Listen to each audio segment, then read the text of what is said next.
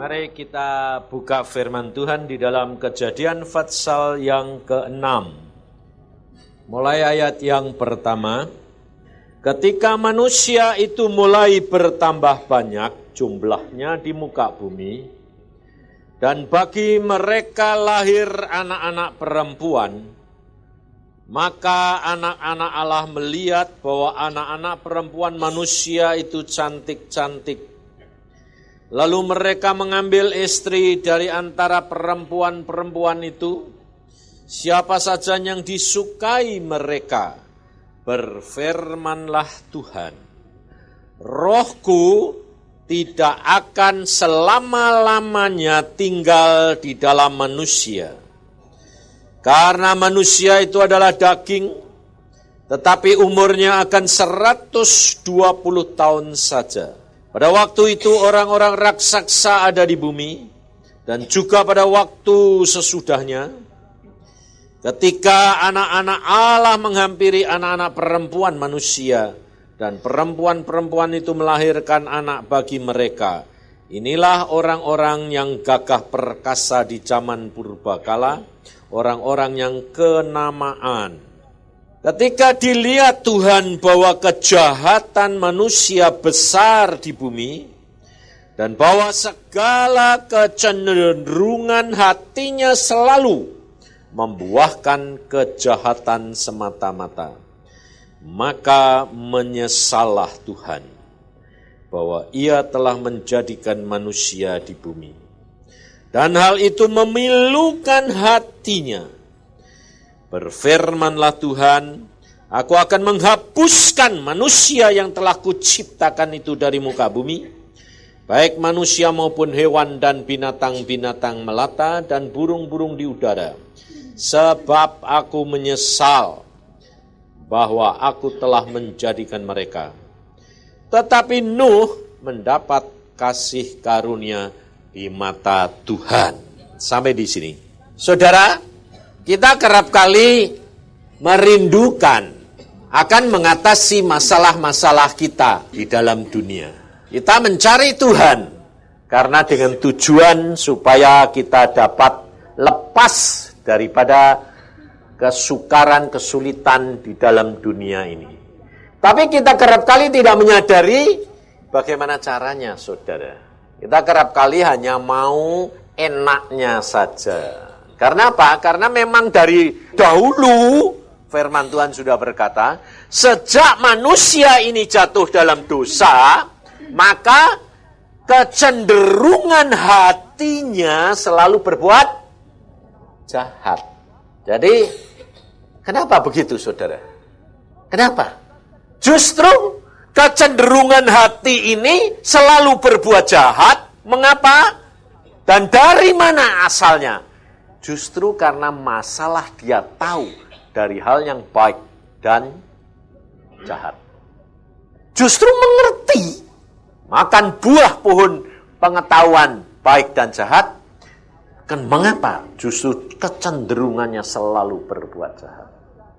Kita kerap kali tidak menyadari, saudara, bahwa sejak manusia itu makan buah pohon pengetahuan itu, dia mulai menilai Allah. Dia mulai tahu tentang pikiran Allah. Makanya setan bilang, kalau kamu makan, kamu akan seperti Allah. Nah, justru dia tahu pikiran Allah, sehingga dia tahu mana yang baik, mana yang jahat. Ini dimanfaatkan setan untuk selalu apa? Untuk menyenangkan diri kita sendiri.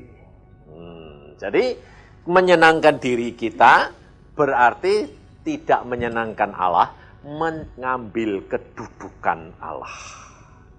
Ini yang disebut kecenderungan selalu berbuat jahat. Padahal firman Tuhan berkata, Aku tidak akan memberikan kemuliaanku kepada yang lain. Saudara, kita harus mengenali Allah kita. Sebab kalau tidak, saudara pasti akan kecewa dan jatuh. Ada orang tanya sama saya begini, saudara. Asalnya Tuhan itu dari mana ya? Loh, saudara diciptakan Tuhan, tapi dia kepengen tahu Tuhannya itu asalnya dari mana. Saya bilang gini, lu kok kamu kok kepengen tahu apa? Iya Pak, justru manusia ini kan selalu kepingin. Nah, aku malah Alkitab berkata apa? Yesus berkata apa? Allah itu adalah yang awal dan yang akhir. Jadi yang awal siapa? Allah. Allah sendiri tahu enggak asalnya dari mana? Nah, iya tak tanya itu. Dia yang awal, dia yang akhir. Jadi Allah sendiri tahu enggak dia asalnya dari mana? Loh. Tahu enggak? Hah? Tahu? Dari mana dia? Loh, kalau dia tahu asalnya dari mana, lah ini kan berarti Allah enggak yang awal. Yang awal berarti yang ngadake dia. Kok lucu gue iki? Wong dia yang awal. Jadi dia sendiri taunya ya aku. Makanya dia bilang apa? Waktu Musa tanya, namamu siapa? Jawabannya apa?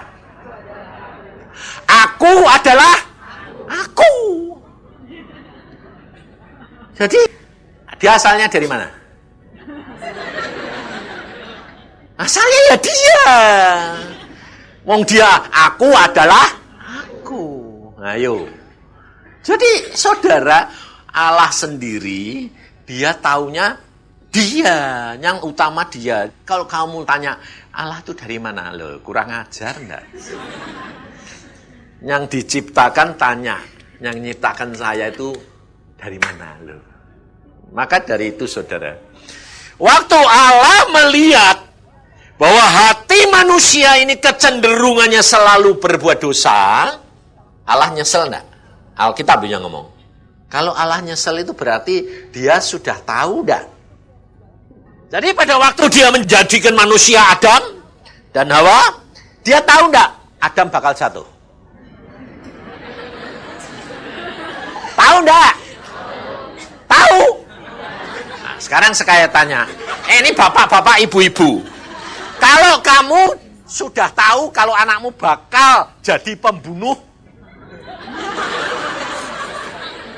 lalu bakal menyangkal kamu, bahkan menghujat kamu, lalu bakal masuk neraka dihukum kayak gitu, kamu mau enggak bikin anak? Enggak mau. Kenapa kok enggak mau? Lah, Allah kalau tahu kok mau? Allah kejem ya? Salah. Sebab saudara mengertinya tentang kemahatauan Allah.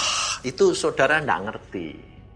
Saya dulunya juga bilang gini, loh Tuhan, kamu tahu, kok nyesel? Orang nyesel itu sudah tahu apa belum? Belum. Tahu kok nyesel. Lah, kemahatauan Allah bagaimana? Pada saat itu, dia belum kepengen tahu.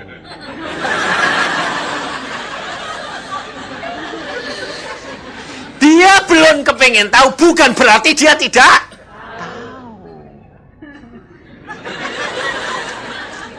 Ngerti maksud saya? Semua kejadian itu ada rekamannya. Tapi kalau Allah belum kepingin tahu, belum dilihat. Belum dilihat sama dia. Makanya waktu Tuhan menjadikan langit bumi, maka dilihat Allah baik adanya. Jadi sebelumnya itu sudah dilihat apa belum? Belum.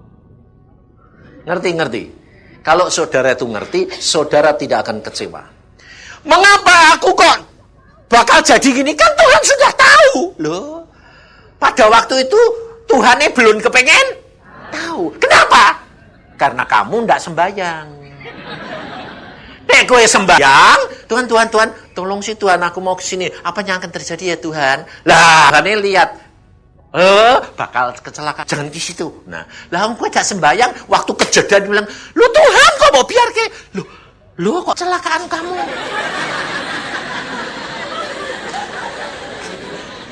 Lah kamu gak sembayang kok. Alkitab bilang apa? Doa. Ingatkan saya. Loh, Tuhan ini kok perlu mbok inget ke? Apa Tuhan itu pelupa?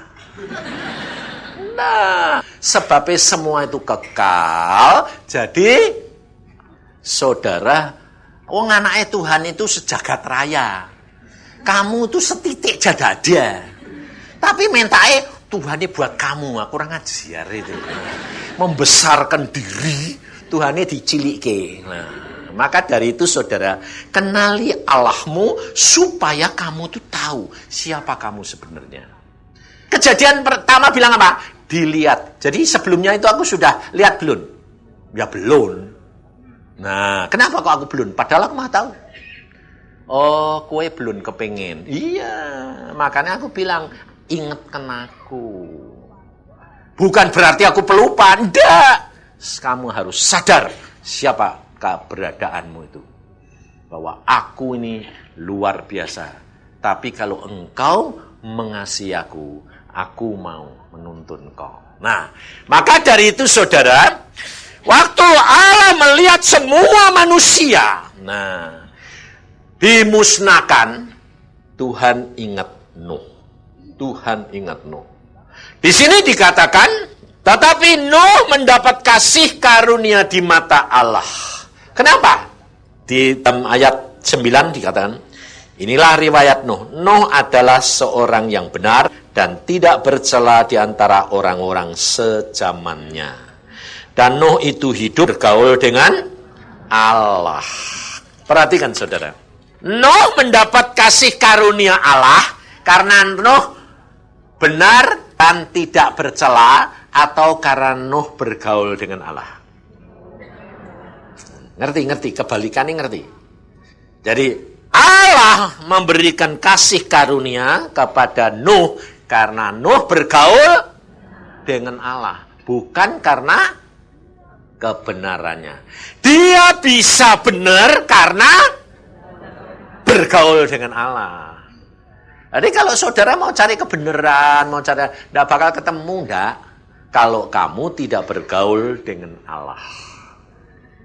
Nah, kalau saudara mau bergaul dengan seseorang, saudara harus mau mengenali orang itu, enggak? Toh, omai mana, ya toh, kerjaannya apa, lalu mulai menyelidiki sifat perangai watak-watake, loh ya toh, saudara harus kenal wataknya Allah. Memang untuk kita mengenal Allah secara keseluruhan tidak mungkin. Saya sendiri terus terang kerap Tuhan bilang, kamu belum kenal aku 10% jablon. Saya bilang, memang gak mungkin. Wong saya tahu, wong saya itu cuma sebagian kecil. Setitik itu tidak ada, saya bilang. Saya tidak bakal bisa mengenal engkau. Tapi mengenal beberapa watakmu aja sudah lumayan. Lah ya toh? Sebab Allah itu salah satu watak itu gini. Kenapa kok Allah itu sampai saya bilang, Tuhan kau punya watak itu kok aneh toh Tuhan. Teh aku mau, kue tidak mau. Teh aku tidak mau, kue mau. Aku bilang, mbok sodor-sodori kayak gitu, mbok paksa lagi. Yang aku kepengen, kamu tidak mau. Kenapa? Sebab Tuhan mau menyatakan, aku punya kedaulatan. Aku punya hak menetapkan segala-galanya buat engkau dan saya. Maka dari itu saudara tidak perlu takut. Kenapa? Kamu punya Allah yang luar biasa. Dia menetapkan, dia bisa menciptakan, dia bisa segalanya, dan dia yang menentukan engkau.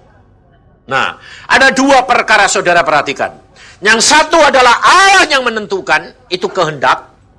Yang satu adalah seizin Allah. Nah, saudara perhatikan ayat yang ke-13. Perhatikan. Berfirmanlah Allah kepada Nuh, aku telah memutuskan untuk mengakhiri hidup segala makhluk, sebab bumi telah penuh dengan kekerasan oleh mereka.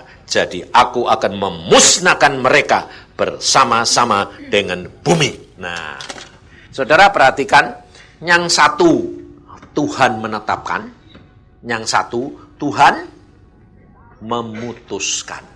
Kalau Tuhan menetapkan, itu kehendaknya siapa? Kehendak Tuhan. Rencana Tuhan.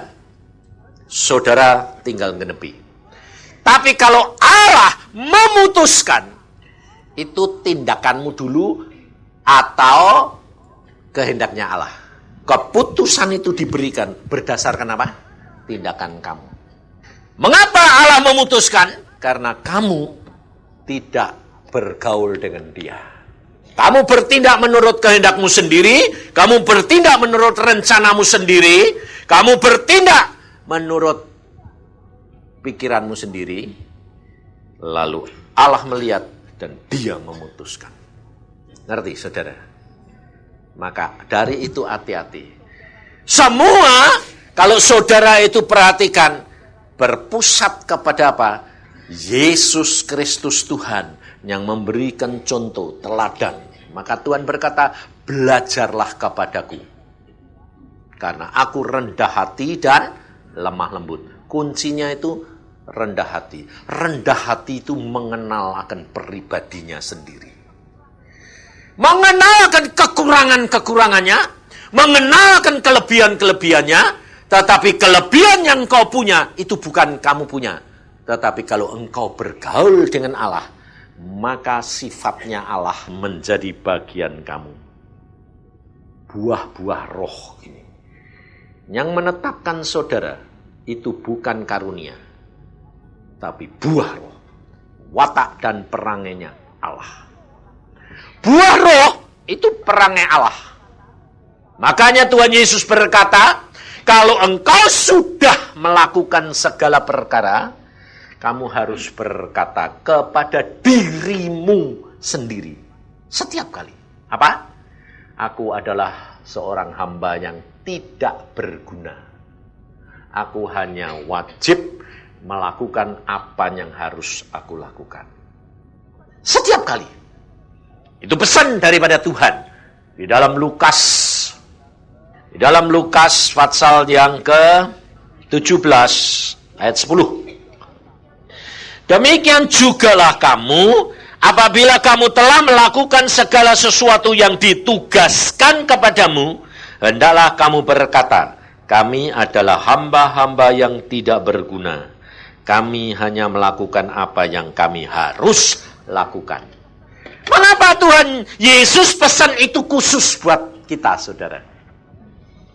Supaya saudara itu menyadari bahwa kamu ini, langkahmu, apa yang ditugaskan kepadamu, itu Tuhan yang menetapkan. Dan kalau saudara dan saya bisa menyelesaikan, itu saudara memenuhi target.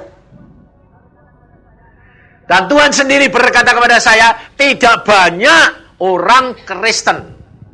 Yang dikatakan ini orang Kristen, saudara.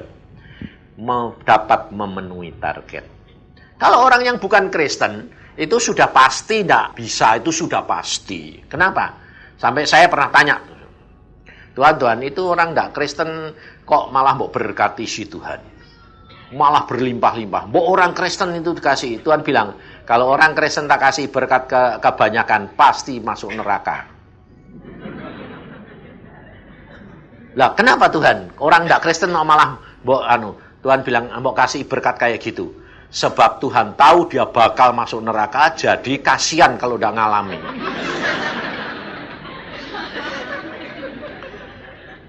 Jadi Tuhan itu adil, saudara. Tapi saudara kepengennya apa? Saudara kepengennya apa? Kaya di sini, kaya di serakah.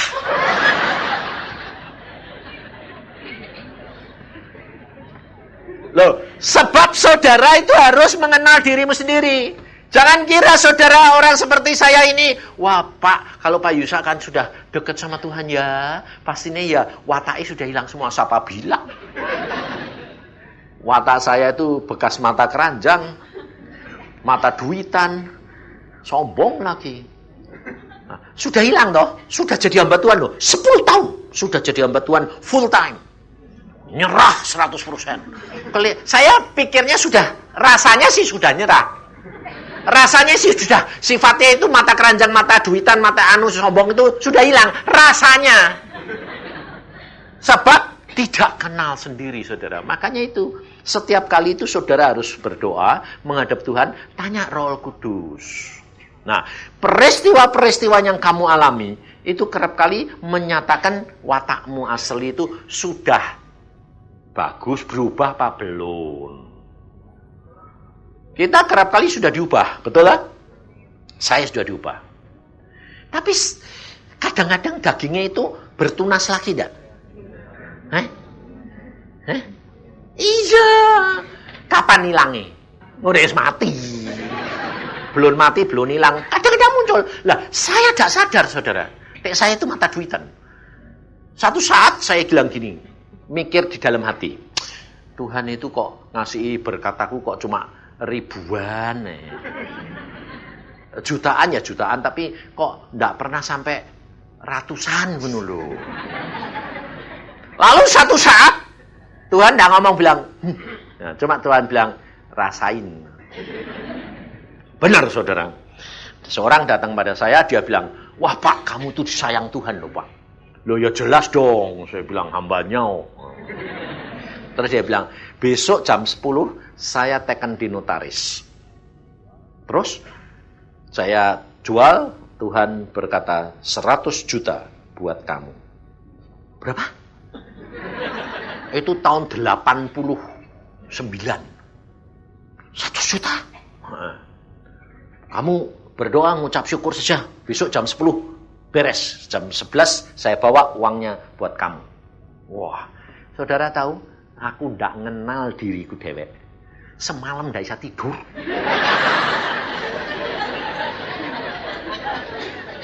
Glebak.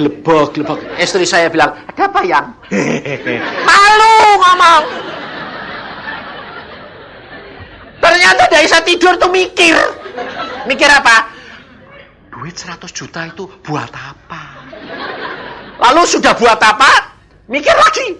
Dek direnten ke? Bunganya 1 bulan segini, jadi ndak usah mikir. Jadi pelayanan istri saya ndak usah mikir, ndak punya duit, ya toh? Bunganya sudah gede. Semalam ndak bisa tidur. Pagi-pagi sembahyang jam 5, istri saya ya bangun, Tuhan bilang gini, kowe kenapa kok ndak bisa tidur?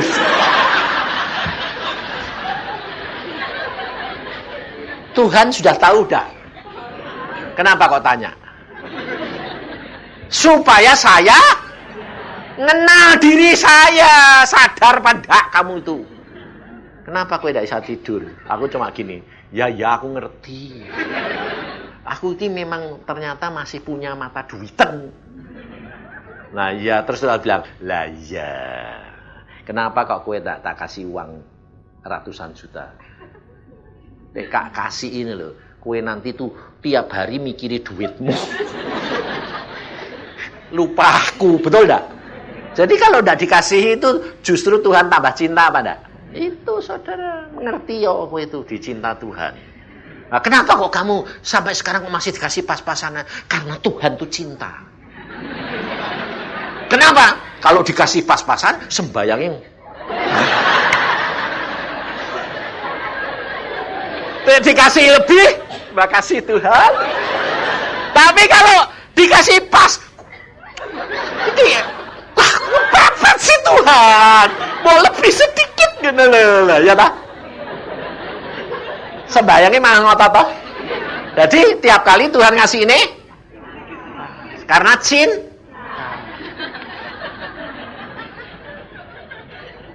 saya ngalami, saudara. Akhirnya saudara besok, meskipun sudah ditegur kayak gitu, sudah sadar, sudah bertobat, tapi tetap ngarep enggak? Ayo, kamu kerap kali gitu enggak? Sudah bertobat, sudah ditegur, iya, tapi tetap ngarep. Jam 10 tanten nih. Jam 11 orangnya datang. Saya pikir, waduh Tuhan. Gak taunya orang bilang, Pak. Loh, kaget, ada apa? Ini sing salah siapa? Ada apa? Batal, batal.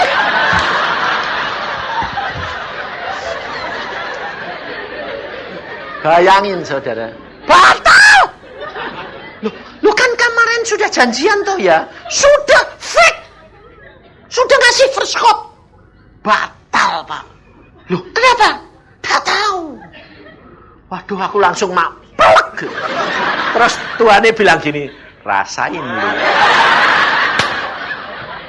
Sebab pada waktu paginya itu kelihatannya sudah bertobat, tapi kenyataannya atine saudara belum. Makanya itu saudara, Tuhan itu tidak bisa mbak apusi, tidak bisa mbak akali. Sudah bertobat Tuhan, ampun Tuhan. Tuhan lihat wadimu kayak gitu. Itu perlu dibuktikan saudara. Maka dari itu saudara, kita harus benar-benar mengenali Tuhan. Orang seperti Nuh yang dinamakan orang benar, yang berkenan bergaul dengan karib dengan Tuhan. Saudara perhatikan, pada waktu Tuhan menyatakan suruh membuat apa? Bahtera, dia nurut. Dianggap orang gila, nurut. Dianggap orang sinting, bikin perahu kok di atas gunung. Apa airnya nanti mencapai ke gunung? Datang dewek. Nah, bawa perahu dari gunung ke laut itu kan zaman dulu udah ada trailer. Bagaimana? Tuhan bilang, ndak usah digotong-gotong, nanti airnya ngangkat dia sendiri. Logikanya ndak, nurut saudara. Tapi perhatikan, pada waktu sudah berhasil, dan semua manusia dan hewan semua di bumi dimusnahkan, tinggal yang satu perahu dengan dia. Dia sudah mendarat, dia sudah mengucap syukur, hanya ada 8 orang. Seluruh bumi loh saudara. Cuma 8 gelintir. Bayangin. Belum ada cucuk-cucuk, belum ada. Alkitab berkata, dari orang 8 itu jadi sebanyak dunia ini. Nah, kalau saudara perhatikan, orang seperti Nuh kayak begitu. Lihat. Dan di dalam Kejadian pasal yang ke-9. Anak-anak Nuh ayat 18. Yang keluar dari Bahtera ialah Sem, Ham, dan Yafet. Ham adalah bapak Kanaan. Yang 3 inilah anak-anak Nuh. Dari mereka inilah tersebar penduduk seluruh bumi. Nuh menjadi petani. Dialah yang mula-mula membuat kebun anggur. Setelah ia minum anggur, mabuklah ia. Dan ia telanjang dalam kemahnya. Maka Ham, bapak Kanaan itu melihat aurat ayahnya, lalu diceritakannya kepada kedua saudaranya di luar. Sesudah itu Sem dan Yafet mengambil sehelai kain dan membentangkannya pada bau mereka berdua. Lalu mereka berjalan mundur.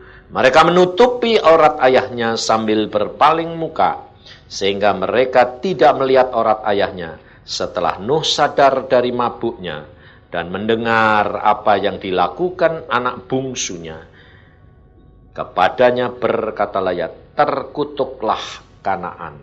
Hendaklah ia menjadi hamba yang paling hina bagi saudara-saudaranya. Perhatikan saudara. Dikatakan orang benar. Dikatakan bergaul dengan Allah. Orang yang mendapatkan kasih karunia dari Allah. Pada saat dia mabuk. Artinya pada saat dia menikmati hasil yang dikerjakan, dia lupa diri telanjang. Dan anaknya Ham lihat ketelanjangan bapaknya. Apa yang didapat? Keluar dari mulut Nuh, kutuk. Coba kita perhatikan, layak enggak sebetulnya Nuh itu ngutuk Ham? Saudara, bayangin. Yang dikatakan semua manusia itu hatinya cenderung berbuat dosa. Tidak sadar, saudara. Dia tidak dapat menguasai dirinya pada waktu dia sudah sadar dari mabuknya. Sebetulnya yang salah itu yang telanjang atau yang lihat? Hah? Yang telanjang toh? Lah kok yang kena kutuk kok yang lihat? Makanya saudara itu hati-hati. Jangan suka ngintip. Karena apa? Yang salah itu kamu. Karena ingin. Nah, maka dari itu saudara kita perhatikan. Orang itu sesuci-sucinya kayak apa? Tetap manusia biasa. Jadi kalau saudara dan saya tidak mempunyai karakternya kembali kepada karakter Allah, kemuliaan Allah, saudara tidak akan dapat menjadi berkat. Tuhan Yesus yang punya kuasa seperti itu, tidak pernah dia mengutuki manusia. Dia apakan sekalipun tidak pernah dia mengutuk manusia. Kenapa? Karena dia menjadi contoh. Kalau engkau dan saya dikuasai oleh Roh Kudus, yang keluar dari mulutmu selalu berkat. Tapi kalau engkau dikuasai dengan akal dan pengertianmu sendiri, pasti kutuk. Karena apa? Karena kamu selalu ingin membenarkan dirinya sendiri. Maka saudara, hamba Tuhan, siapa saja yang hidupnya suci sekalipun, tetap sekali waktu watae keluar. Saya sudah diubah begitu rupa sama Tuhan. Tanya istri saya dulu. Tetap kadang-kadang keluar. Kapan keluarnya? Kalau kurang doa, kurang firman. Makanya kalau saya ada perubahan sedikit, istri sama anak saya paling tahu nomor satu. Dia bilang gini, yang kenapa sih kamu ini? Nyopir aja sudah kelihatan dia. Kok tidak sabaran? Kowe itu hati-hati lu. Kowe itu mulai lain. Nah, saya sudah sadar gitu. Biasanya orang laki kalau ditegur gitu, seneng atau tambah marah? Marah. Gengsi. Saya dulu marah. Kalau istri saya bilang, yang pelan-pelan, tak kebut. Padahal itu sebetulnya watake Allah loh. Dia mau, aku tidak mau.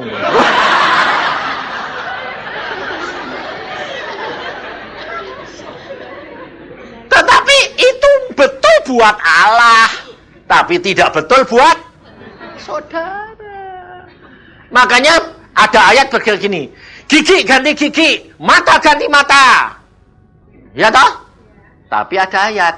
Kalau kamu ditampar sini, berikan sekalian pelok lagi loh. Aku bilang, loh Tuhan katanya ganti gigi, mata ganti mata. Itu untuk Allah, itu untuk hakim, bukan untuk kamu. Lah kamu, lah saya, keplok lagi lah. Sudah, oh ya, loh kok lain-lain. Nah, makanya Tuhan berkata, belajar dari Yesus. Dia punya kuasa. Dia pada waktu mau ditangkap, dia berkata, siapa yang kamu cari? Yesus. Aku dia. Orang rebah dewek. Kepenuhan. Ya tak? Dipenuhi dengan kuasa Yesus. Seret, jatuh kabeh. Tapi Yesus tidak bilang, kamu tidak punya kuasa. Tidak. Ngulurkan tangan. Tangkap. Supaya firman Tuhan digenapi. Ngerti? Itu ditetapkan oleh Allah. Bukan Allah memutuskan. Maka dari itu saudara, kita harus hidup belajar dari firman Tuhan.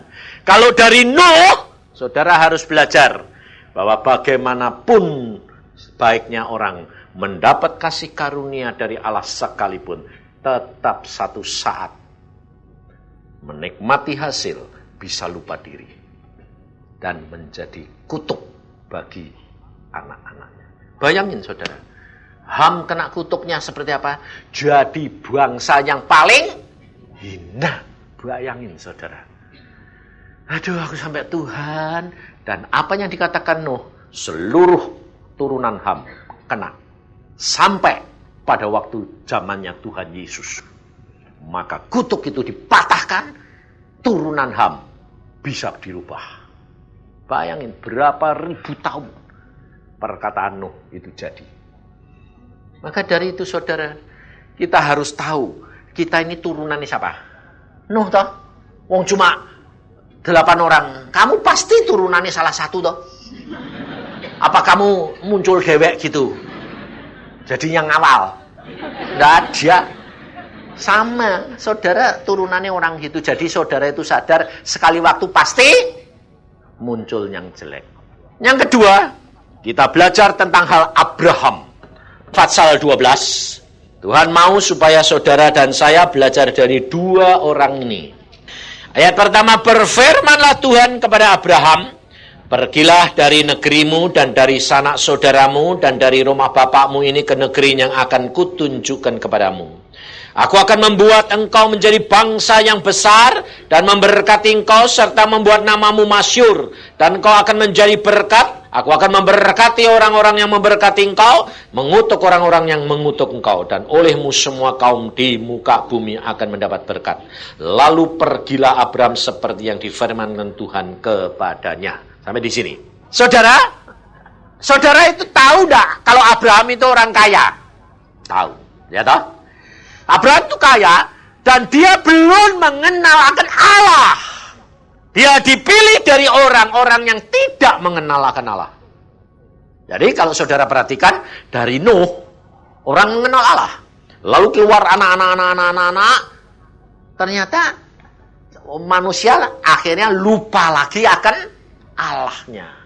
Nah, jadi sebetulnya nenek moyangmu itu sebetulnya kalau kamu suka lupa dan gampang lupa akan Allah, itu normal enggak? Normal kowe anake orang pelupa. Tapi saudara tahu, kasihnya Allah mengambil Abraham. Abraham diberi firman, belum mengenal Allah. Diberi firman, mengapa kok bisa nurut? Suruh Abraham, ambil istrimu, bawa barang-barangmu, harta bendamu, budak-budakmu, pergi tinggalkan ayah bundamu, tinggal kaum keluargamu, pergi. Dia tidak tanya loh saudara, kemana? Tidak tanya. Suruh pergi, pergi. Itu orang bodoh atau orang pintar?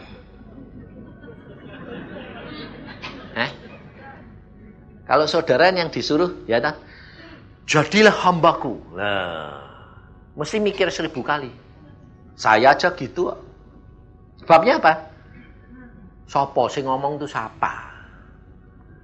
Kok ngomong kok enak wae?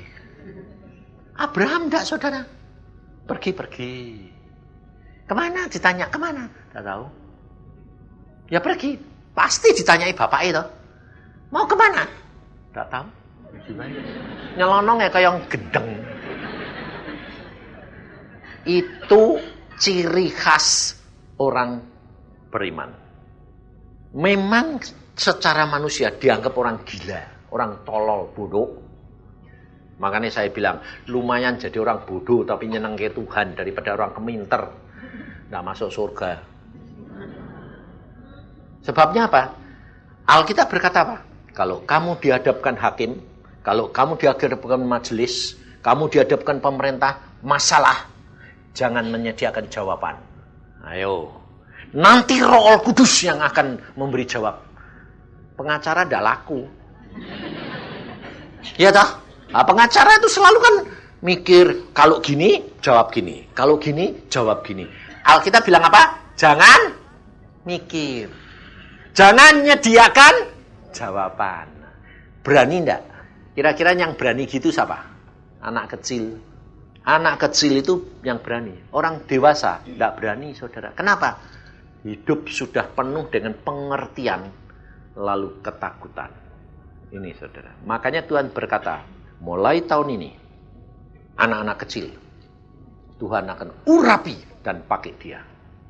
Dia akan nanti menegur orang tuanya. Dia akan mempermalukan orang-orang tua. Kenapa? Karena orang-orang tua tidak bisa dipakai, karatan. Yang kecil-kecil itu nurut. Nah, saudara. Dan ini sudah dimulai, saudara. Sudah dimulai semua di mana-mana. Cucu saya, anak Iin, tadi telepon gini. Pak ini doain. Dia bilang, anak umur baru. Si Dodo itu berumur 5 tahun ya. 5 tahun loh, saudara. Telepon sama saya bilang gini. Kong, tadi malam tuh kita diserang setan. Jam 2. Tidak tidur loh, saudara. Jam 2 pagi. Sampai pagi tidak tidur. Setan ini kayak apa? Oh, setan ini jumlahnya 10. Yang satu rupanya gini, merah, ini gini, pakai, waduh gini. Waduh, ngeri. Buat tengking enggak? Tak tengking, Kong. Lari, tapi melotot terus. Umur 5 loh. Terus, doain dong, Kong. Usir. Bayangin, dia tahu. Dia diusir kok. Sebabnya dia bangunin mamai ngusirnya biar ngantuk-ngantuk. Jadi mamai, ya setan ya balik, bolak-balik. Saudara, dia sadar, mama ini sadar kenapa? Karena dari jam 2 sampai pagi tidak tidur. Sebabnya apa? Asal dia tutup mata, kelihatan, masih. Jadi dia tidak berani tutup mata. Lah, tadi aku bilang, urapi dengan minyak supaya tidak kebayang-bayang. Ini tadi ngomong dia, tidak mau, Pak. Kenapa? Nanti dia bawa urapi, aku tidak bisa lihat. Nanti dia bawa urapi hilang, aku tidak bisa lihat. Tidak ngerti kok saudara maksudnya. Tapi justru dia tidak mau hilang supaya bisa lihat. Loh. Karena dia punya karunia dari kecil sudah dikembangkan oleh Tuhan luar biasa. Dari kecil itu umur 3 tahun kalau jalan saya dari di Sukabumi itu jalan sama saya. Dia bilang, Kong, kenapa? Itu ada setan itu, Kong. Kayak apa? Kayak macan. Itu, Kong. Lah aku kan tidak lihat. Engkau nggak ngerti apa-apa. Yang mana? Di situ, Kong. Lah aku ya, ini kan dia tidak punya iman. Aku punya. Dia bisa lihat, aku tidak bisa. Tapi dia tidak punya kuasa karena belum ngerti. Aku punya. Nah ya dah, aku bilang, yang mana? Sini. Saya bilang, dalam nama Tuhan Yesus, pergi. Pergi kok. Takut kok.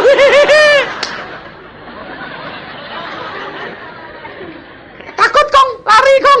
Takut sama engkong ya. Dia tidak ngerti, saudara. Lah aku ya masa bilang, engkau punya kuasa. Lah aku ya malah sadar. Lah yang segini aja tahu, aku tidak ngerti. Lah aku punya kuasa, tapi dia tidak bisa lihat, tidak ngerti toh.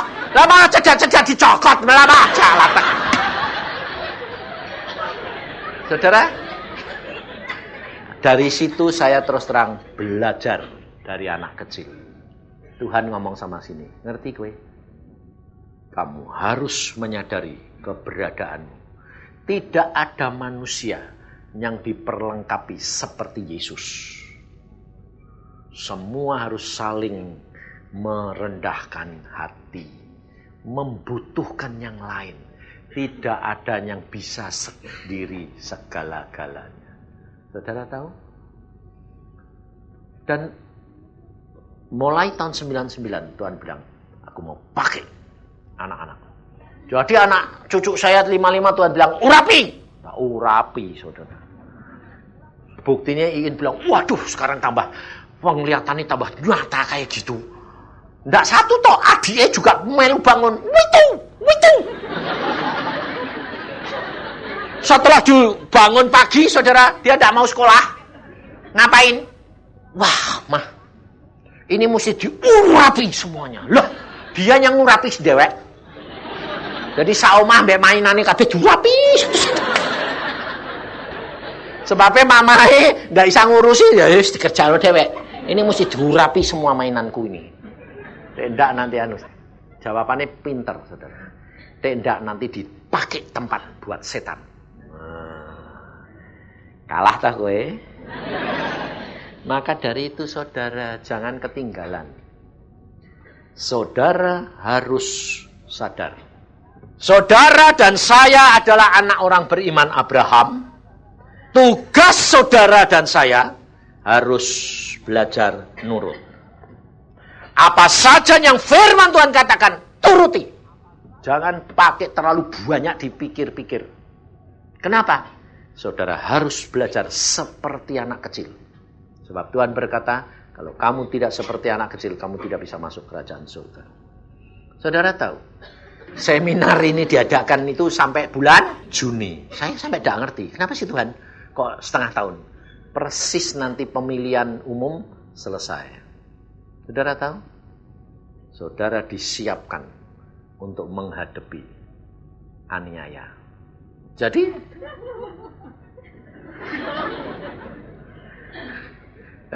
lalu saudara nanti takut. Waduh Pak, kalau tahu gitu tidak turut seminar baik. Saudara, maksud saya gini. Saudara disiapkan bukan berarti saudara harus menghadapi aniaya. Tidak. Tapi saudara disiapkan sebab mau tidak mau penganiayaan harus terjadi. Peristiwa di Ambon itu saudara kira basisnya tempat orang Kristen enggak? Justru yang dibantai orang siapa? Orang Kristen. Di basisnya orang Kristen, yang dibantai orang Kristen. Maka dari itu saudara, Alkitab sudah berkata, saudara akan menyerahkan saudaranya yang lain. Tapi saudara tidak perlu takut. Kenapa? Justru kalau kamu sudah mengerti, kamu melakukan bagianmu, Tuhan nanti yang menetapkan langkah-langkahmu. Jadi tidak bakal. Kalau Tuhan lihat, wah ini tidak bisa ini. Kalau anak ini dilihat nanti masuk dalam penderitaan, wah malah murtad. Nah kalau gitu, udahlah dikarbit saja, dipotong sekarang.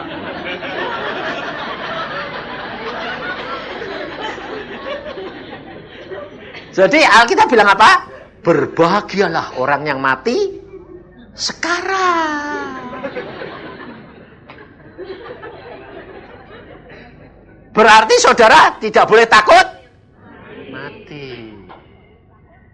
Jadi gitu. Tidak boleh takut aniaya. Sebab Tuhan sudah ngatur semua. Tidak usah takut saudara. Yang penting sekarang ini saudara ini disiapkan supaya jadi matang. Jadi dia sudah matang, cepat dituai. Tapi kan lumayan tak masuk surga toh ya. Loh, daripada tidak matang-matang dikarbit. Jadi saudara jangan usah takut. Baru tadi saya dikasih tahu anak saya, Semi. Mau berangkat ke Temanggung hari Rebu, hari Selasa Tuhan nyuruh saya. Ini bapak sudah sakit lama, bertahun-tahun 4 tahun. Nah, ibunya ini selalu tanya gini saudara. Pak Yusa, kapan sih kamu nilai suami saya? Saya tahu. Dia itu ngotot supaya saya datang sana apa? Suruh bebasin. Sebabnya apa? Tidak tahan istrinya. Sengsaranya luar biasa. Lah saya ini kalau aku apa tukang cabut nyawa, apa piye? Sebab dia kan dengar banyak bahwa kalau Pak Yusa datang, dia ngomong tek selesai loh, ya dah. Jadi aku tidak mau datang. Bertahun-tahun saya bilang enggak. Tapi sebelum berangkat Tuhan bilang, "Kowe ke sana." Jadi tidak diundang saudara. Saya bilang sama istri saya, "Mampir." Ngapain? Saya pokoknya ke sana beres-beres. Saya cuma ngomongin. Nah, istri ini pergi. Jadi saya sendirian sama istri saya ngomong masih ngobrol saudara. Saya bilang, kamu ini punya pikiran kepengin hidup lama. Kowe hidup lama kayak gini itu loh, sengsara. Kowe tahu di surga itu bebas, kamu bisa menari, kamu bisa terbang kemana, kamu bisa sukacita. Kamu ini kok bodoh, saya bilang. Nangis. Mau enggak? Lepas dari penderitaan ini. Mau. Benar? Benar. Ngomong. Pak Cak ngomong, tiruin doa saya, tak ajari doa. Bebaskan aku Tuhan, ampuni aku sementara ini, karepku dewek gini, minta ampun, wis bar. Ngucap syukur. Ya, yes, aku coba ngomong gini, Tuhan, dia sudah ngaku, dia mau dibebaskan, setelah ini selesai. Bebas, kamu bebas Pak Kali. Tahu nggak ya? Saya pergi, itu hari Selasa, Rabu, Kamis, Jumat, pulang. Bye, pulang saudara. Pulang dengan sukacita. Penak toh? Daripada bosok. Busuk buat apa kayak gitu? Malah istrinya mengucap syukur loh saudara. Terima kasih. Saya yakin pasti dia ngomong ini. Kok enggak dari dulu-dulu? Sebabnya mamahku sendiri pada waktu pulang saudara. Papa kan ngotot. Papa pada waktu saya mau pergi ke Jawa Tengah, saya mampir Cirebon, mamah papa di situ. Mamah itu sehat saudara, guru sama saya bilang, mau kemana kamu? Mau ke Jawa Tengah. Tuhan ini ngomong, beritahukan pada ibumu, beri selamat jalan. Loh, aku sing mau pergi ke Jawa Tengah kok. Kok aku sing masih selamat jalan beda? Kan lucu toh kebalik toh. Itu Tuhan yang ngomong itu loh, kadang-kadang gue gak ngerti. Aku ya gak ngerti. Kok lucu sih Tuhan? Selamat jalan. Loh, aku sih mau pergi kok. Terus Tuhan bilang, iya kayak selamat jalan sebabnya dia bakal pulang. Oh, pulang? Nah, kapan? Minggu depan. Ya wis. Aku orangnya gak mikir gini. Burung siap, bapakku bang. Wah, papa di situ padahal. Mama, sudah siap pulang? Pulang kemana? Surga. Oh siap. Benar ya? Selamat jalan. Aku mau pergi Jawa Tengah. Nanti ketemu di surga. Selesai. Saya ngomong gitu dimaki-maki bapakku. Bayangin saudara. Bapakku loh. Yang cinta Tuhan, dengar suara Tuhan. Sama teman baik Agung. Agung kalau kanang, wah dia bapakku itu lengket. Aku bilangnya hati-hati gue. Saudara, wah aku dimaki-maki. Wah anak edan. Ngomong sembarangan. Aku bilang, loh, ngomong sembarangan bagaimana? Tuhan panggil mama minggu depan. Ngomong sembarangan. Mesti tinggal pergi wae lah. Saya berangkat. Saudara, hari Senin Tuhan dia bilang gini, Pak, aku mau pulang. Pulang kemana? Ke Jepara. Enggak. Mau pulang ke surga. Ngawur. Bener pulang, kletek pulang. Loh cuma gampang. Wes ya, Pak. Pulang. Saya dicariin, saudara. Nah, papa ngotot, saudara. Loh, tahu Tuhan, kenal Tuhan. Sila dia. Tangkingi terus, bangkit. Bangkit.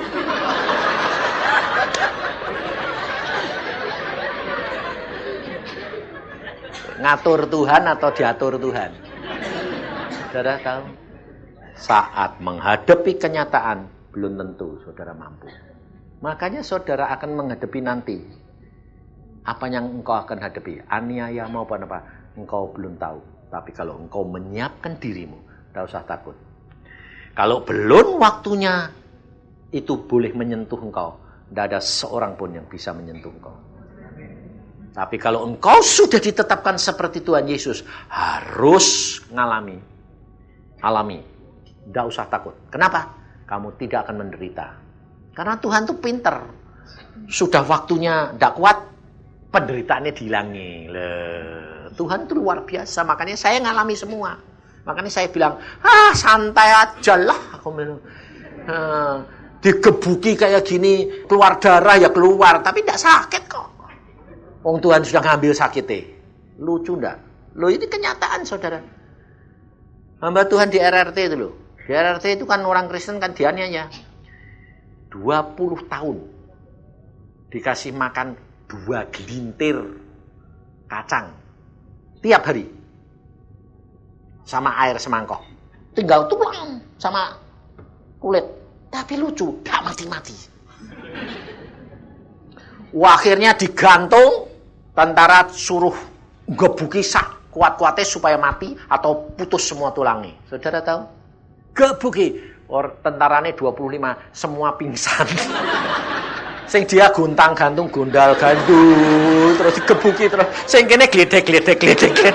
Sing kene masih tetap ketawa aja. Akhirnya dilepasin, saudara. Kenapa? Tapi ya apa-apa kayak dari sana tuh. Ya sudah, lepas. Yang satu ditaruh di tengah-tengah lapangan yang luas gitu. Dikasih gubuk, terus tidak dikasih makan, tidak dikasih air, supaya mati kelaparan di situ. Nah, ini hamba Tuhan tidak bisa keluar, dikelilingi tentara, dijaga. Dia sembahyang. Nah, tidak bisa keluar, mau makan apa? Tidak ada makanan minuman. Ya sembahyang, siap toh? Nah, itu dikarbitnya di situ dia, dimatangkan di situ. Ya sembahyang terus. Pas sudah kelaparan, sudah beberapa hari tidak makan, batas puasa kita kan ada batasnya. Tenaga kita habis, daging kita sudah tidak kuat. Saudara tahu? Ya dia dengar kletek apa? Oh, tikusnya ngerong.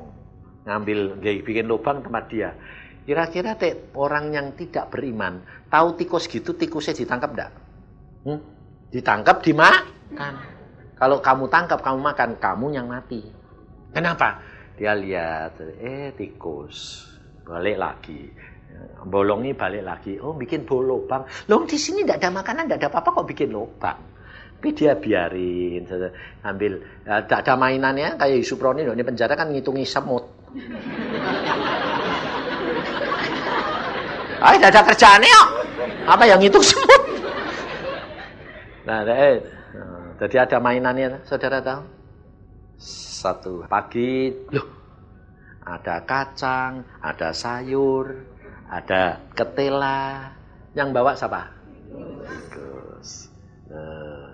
Dia makan tiap hari bertahun-tahun. Lalu tentara setiap kali sebulan lihat, loh kok hidup? Dilihat lagi, seger. Akhirnya tentaranya bertobat. Karena pikir, loh kamu kok hidup? Hidup, saya dikasih makan Tuhan. No. Dari mana? Nah, tidak mau ngasih tahu. Kalau ngasih tahu kan repot. Tuhan ini tidak kelihatan. No. Ya dong. Lalu dia bilang, tikus lah, Tuhan ini kan tikus. Enggak. Dia pinter. Kalau kamu bilang, Tuhan di mana? Tikus. Loh, dia bilang, Tuhan memberi aku makan. Nyatanya aku hidup tak? Tidak mungkin. Mungkin Tuhan tuh segala mungkin. Alkitab berkata, Elia diberi makan sama burung gagak. Zaman sekarang, tidak gagak, tikus. Bisa tak? Tidak usah tikus, apa saja bisa tak? Bisa. Saudara tahu? Coba tikusnya mau tangkap mati. Gue mati. Tiap hari. Tiap malam pagi bawa makanan. Saudara tahu? Allahmu sanggup. Kalau belum waktunya kamu harus pulang. Tidak bakal kamu disuruh pulang. Diapakan sekalipun tidak akan terjadi. Karena Tuhan berkuasa meraibkan kamu. Ngerti tidak? Tapi saudara kalau diraibkan, saudara tahu tidak kalau kamu ngilang? Tidak tahu tak? Tapi kepengennya kamu tahu dah. Nah itu. Jadi sombong. Kalau saudara itu masuk di dalam keributan apa, saudara tidak perlu takut. Saudara tenang seperti Yesus. Karunia lidah, kamu berjalan. Pasti. Kalau belum waktunya, tidak boleh. Kalau sudah waktunya, mbok kamu lari kemana, tetap dikejar. Maka dari itu saudara, hiduplah benar-benar dengan Tuhan. Abraham dipanggil, dia mau, dia nurut. Tetapi saudara, perhatikan ada beberapa tingkat yang kalau Tuhan berfirman. Yang pertama Tuhan berkata, melalui keturunanmu, anakmu, seluruh bangsa ini diberkati. Wah, Abraham justru tidak punya anak, dijanjikan begitu, pikirannya langsung ke anak. Jadi tiap hari dinantikan anaknya. Waduh, bakal aku punya anak ini. Tidak mungkin. Dinanti setahun tidak ada, 2 tahun tidak ada, 3 tahun tidak ada, 4 tahun, 10 tahun tidak ada. Kenapa kok Tuhan tidak ngasih-ngasih? Karena pikiran Abraham tertuju kepada anak, bukan tertuju kepada Tuhan. Makanya dibuat Tuhan tidak sampai-sampai. Sampai frustrasi. Kalau sudah frustrasi, putus asa. Lah. Makanya kalau saudara itu punya masalah, jangan terikat terus sama masalahmu.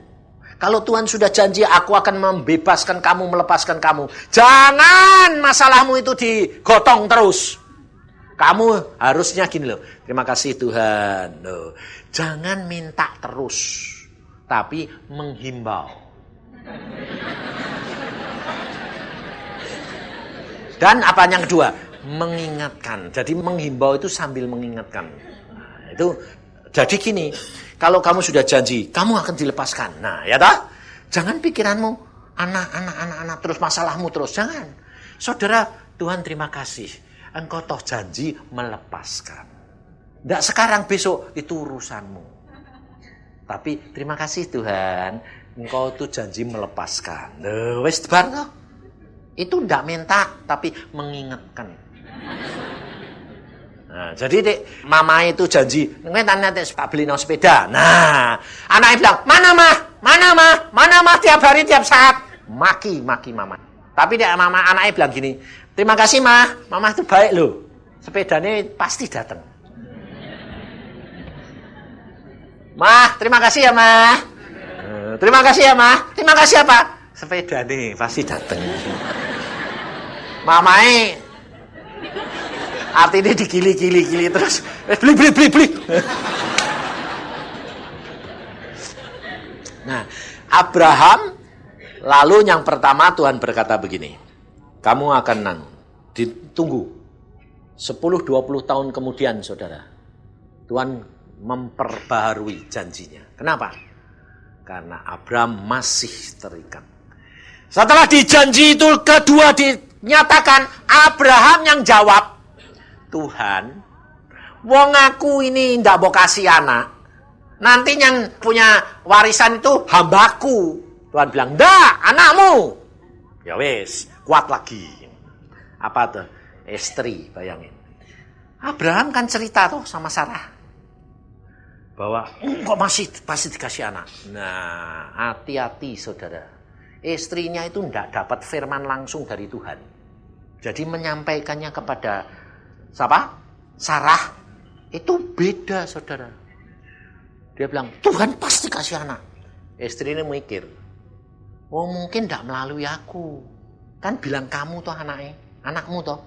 Kamu yang dikasih anak toh. Iya. Ya wes, diambil Hagar. Gara-gara ngambil Hagar, keluar Ismail. Nah, ya dah?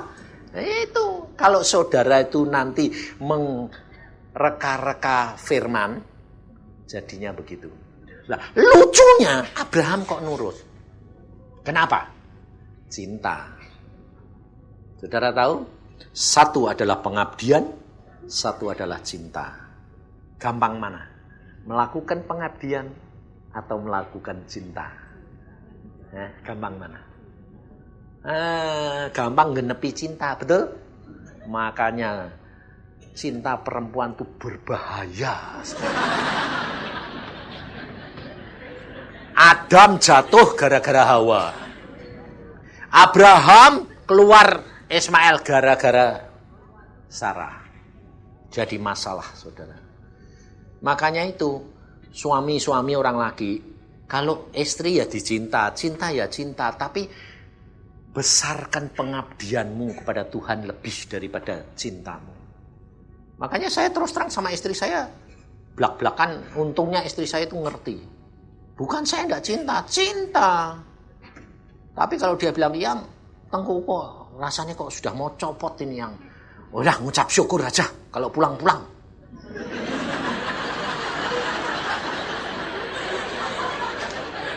Saya kalau ngomong kayak gitu loh, ini loh orangnya di sini itu loh. Saya enggak bilang, jangan dong Yan, aku masih butuh kamu. Mbok tinggal nanti piye, wong aku ini mata keranjang. Enggak. Aku bilang, kalau sudah waktunya pulang, pulang. Kalau belum waktunya pulang, tidak bakal pulang. Ayo ngucap syukur. tumpangi tangan dalam nama Yesus. Kalau kamu beres-beres, kalau sudah pulang, kalau tidak boleh pulang, tidur. Udah sembuh lagi, bangun-bangun, aku masih ya. Jadi sebetulnya penak tuh saudara, hidup dengan Tuhan itu sebetulnya rileks, santai aja. Saudara, Abraham yang pertama, keluar Hagar, lalu Allah berkata, Abraham, aku akan memberkati engkau melalui keturunanmu. Abraham bilang apa?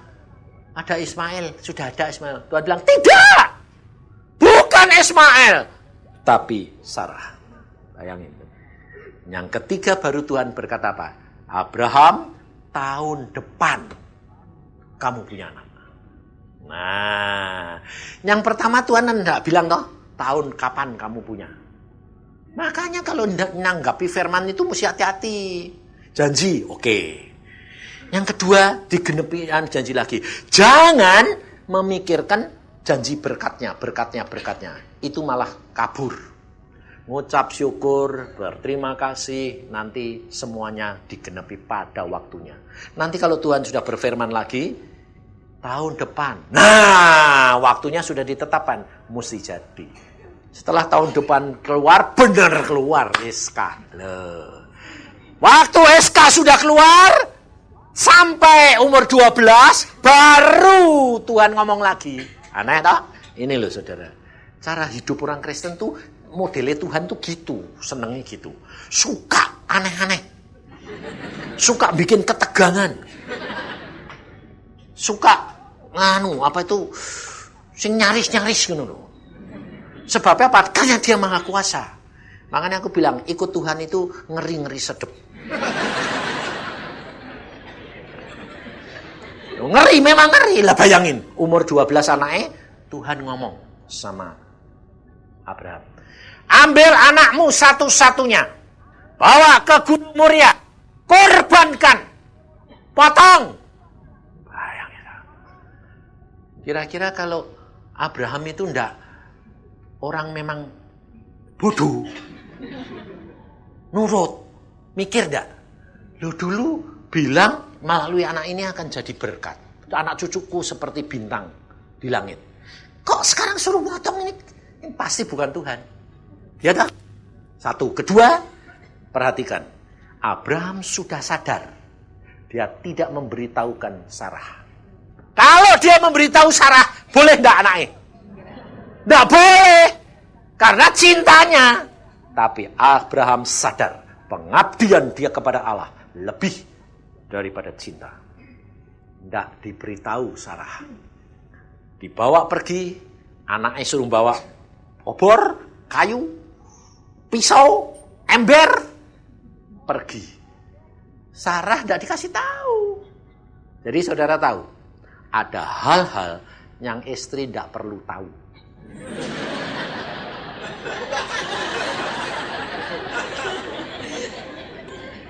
Kenapa? Kalau tahu jadi jerat. Jadi tidak semua. Contohnya, sudah kawin, katanya harus terbuka Pak. Ya, tapi tidak semua. Loh, yang enggak malah. Contohnya, kamu sudah kawin, terus kamu pernah jatuh cinta sama wanita lain. Kan sudah mbok buang toh, sudah. Ya sudah mbok buang, kamu sudah kawin. Ya sudah. Ya tidak usah cerita. Aku dulu tuh cinta beda ini loh. Tak berbuat sampai gini. Lah istrinya kan ya sakit hati. Itu tidak perlu saudara. Yang sudah Tuhan berkata, yang sudah dihapus. Itu tidak perlu diceritain. Itu, ngerti enggak? Waktu Abraham sampai di gunung, SK tanya, Pak, ini ada api, ada kayu, ada pisau, ada ember. Dombanya mana, Pak? Bayangin, saudara. Abraham hanya berdoa, tidak menyediakan jawaban. Kalau dia nyediain jawaban, bingung, nangis. Tapi dia tidak menjawab. Dia pada waktu ditanya, Roh Kudus jawab melalui dia. Apa? Allah nanti menyediakan. Nggak bohong toh? Nah, yang disediakan siapa? Anaknya. Adapun nanti diganti kambing, itu urusannya Tuhan. Tapi sekarang anak. Itu orang percaya. Kesalahan daripada kita anak-anak Tuhan, kejatuhan apa? Terlalu apa? Memikir. Makanya saudara kalau suami istri itu angsal, ada enggak di sini suami istri angsal ngomong mesti ribut? Kawin, tapi dia ngomong mesti ribut. Itu kayak papa mamaku. Aku bilang, "Mah, dulu tuh kue kawin mbak papa itu kayak apa loh? Seneng pada? Seneng. Lah kok ribut terus?" Nggak tahu, sudah dinubuatkan. Dinubuatkan apa? Papa mbak mama ini kayak pering, kayak bambu. Jadi kalau nempel kriet. Loh, itu ramalan, bukan nubuatan. Itu bisa diputuskan di dalam Yesus. Jangan begitu. Nggak baik. Aku itu loh jadi anakmu menderita. Saudara tahu, saya hampir bunuh diri 2 kali gara-gara papa mama ribut terus. Saya bilang hidup di dunia kok kayak begini.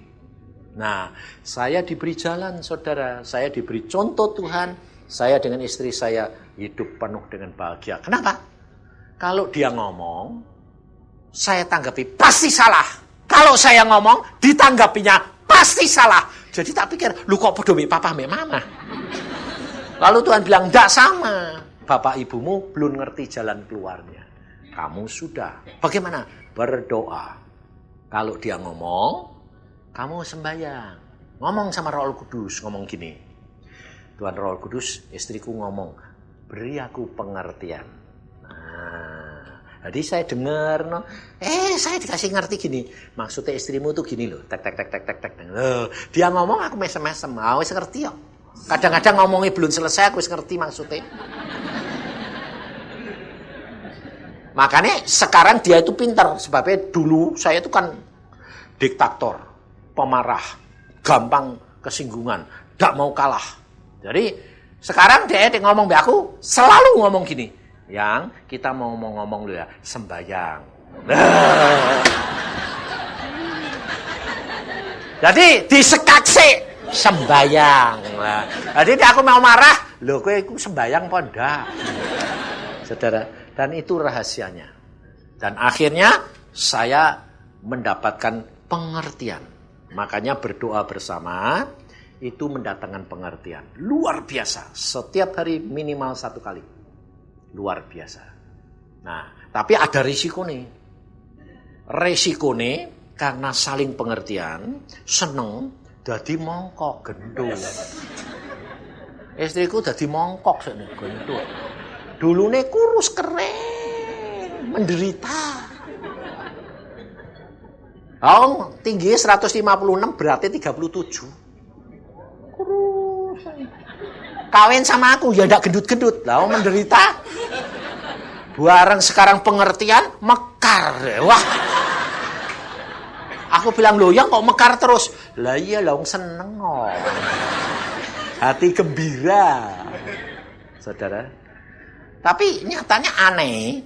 Saya memang dari dulu kepengen punya istri yang gitar. Jadi dapat kurus, jadi gede, enggak apa-apa. Memang aku dulu kepengennya gitu. Jadi dia bilang, yang gue enggak malu. Enggak, aku memang dulu kepengennya gitar. Jadi waktu muda belum dapat, sekarang sudah dapat. Bahkan tambah tua, gitar bass. Komplit.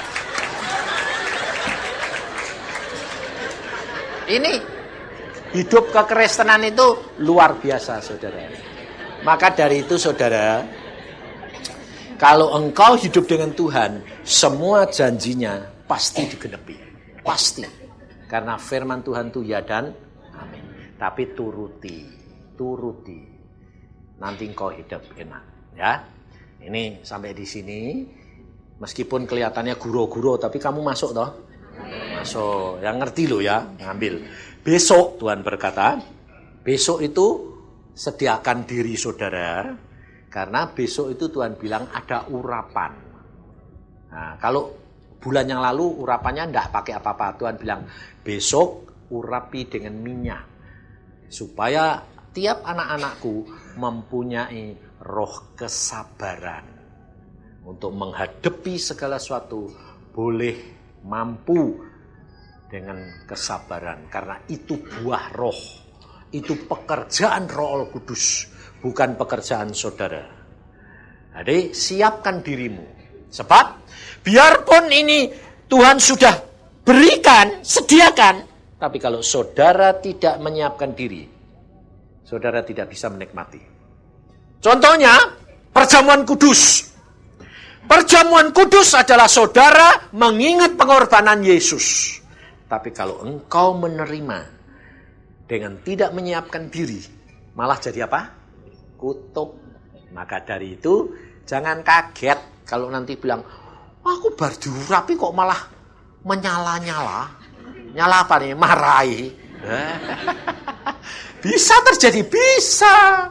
Karena setan tahu kamu tidak menyiapkan diri, ditumpangi sekalian.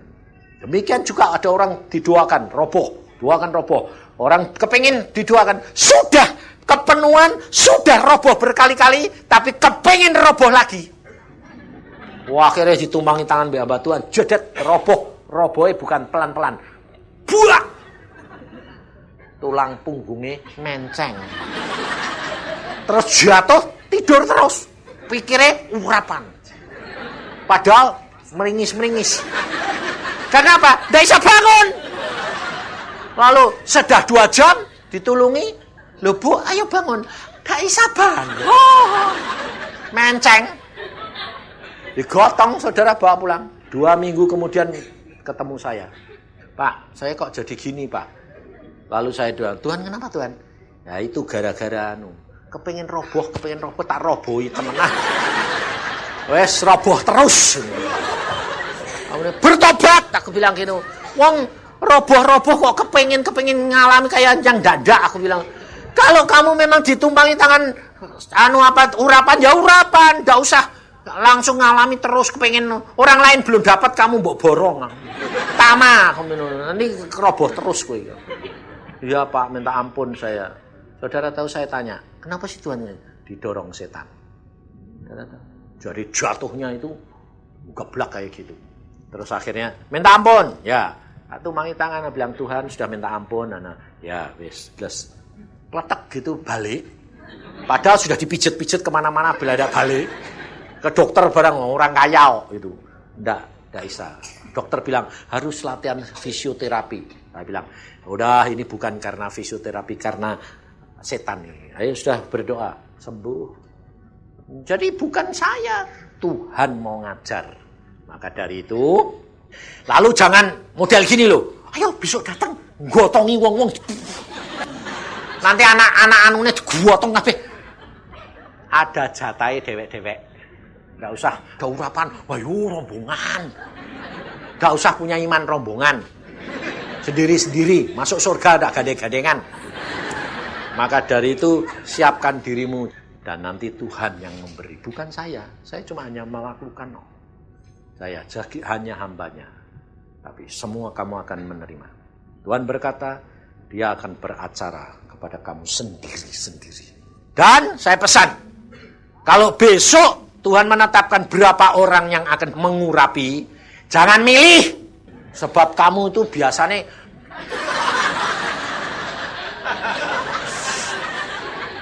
ya toh? Pasti. Sebab kalau kamu milih salah. Berarti kamu memandang manusia, bukan memandang Allah. Tidak boleh. Itu tidak boleh milih-milih. Di mana kamu berada, ya wes. Gitu. Ngerti? Jadi siapkan dirimu. Besok duduknya juga seperti ini, nanti berjalan. Nanti yang roboh digotong, wes. Nanti biar ada yang gotongi. Sebab pernah di Tawangmangu sama Agung. Saya bilang, ini caranya, wes, tidak arti. Wah, tumpang tindih. Aku bilang, wah, sing dong ngisor gepeng. Mana ada yang gendut-gendut yang juar, wah, mateng gue ya. Gepeng tenan nih ya semuanya. Bok kayak gitu. Ada makanya urut saja. Yang jatuh di gotong minggir. Nah, yang perempuan-perempuan sebagainya pakai celana panjang, jadi ndak nanti nyincing. Wah. Jadi Makanya saya bilang siapkan dirimu, banyak doa supaya kamu menerima. Tidak hanya kesabaran, masih banyak yang Tuhan mau berikan. Setiap orang nanti mempunyai sendiri-sendiri. Supaya saudara itu benar-benar nanti siap menghadapi segala perkara yang terjadi. Amin. Mari kita berdoa. Tuhan, kami bawa anak-anak-Mu di hadapan hadirat-Mu. Tidak ada sesuatu pun yang tersembunyi di hadapan hadirat-Mu, Tuhan. Semuanya terbuka. Kalau Engkau besok menyiapkan semua anugerah yang Kau sudah sediakan, sediakan anak-anak-Mu untuk menerimanya. Setiap pribadi mempunyai kelebihan sendiri-sendiri, kekurangan sendiri-sendiri. Tapi hamba-Mu percaya Engkau akan menggenapkannya besok. Tapi hamba-Mu mohon kemurahan daripadamu. Berbicaralah Tuhan secara pribadi malam hari ini kepada anak-anak-Mu di tempat ini, supaya mereka menyiapkan dirinya. Kalau mereka ada yang belum dilepaskan, Engkau ingatkan. Kalau ada yang masih terikat, Engkau ingatkan. Supaya besok mereka dapat menikmatinya, menerima yang Kau sediakan, dan tidak lewat begitu saja. Kau tahu kebutuhan anak-anak-Mu. Kau tahu apa yang akan terjadi. Tidak ada sesuatu pun yang tersembunyi, Tuhan.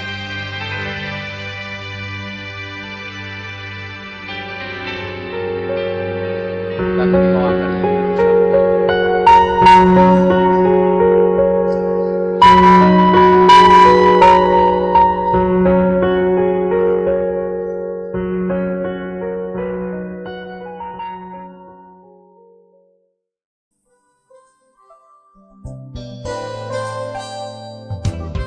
Anda diberkati dengan pemberitaan firman Tuhan. Dapatkan kaset, VCD, CD, MP3, dan buku-buku rohani dari hamba-hamba Tuhan, Evangelis Yusak Cipto, Pendeta Petrus Agung, Evangelis Iin Cipto, dan hamba-hamba Tuhan lainnya. Tersedia juga banner dan alat-alat tarian lainnya. Hanya di toko buku Bless to Bless. Bless to Bless. Bless to Bless.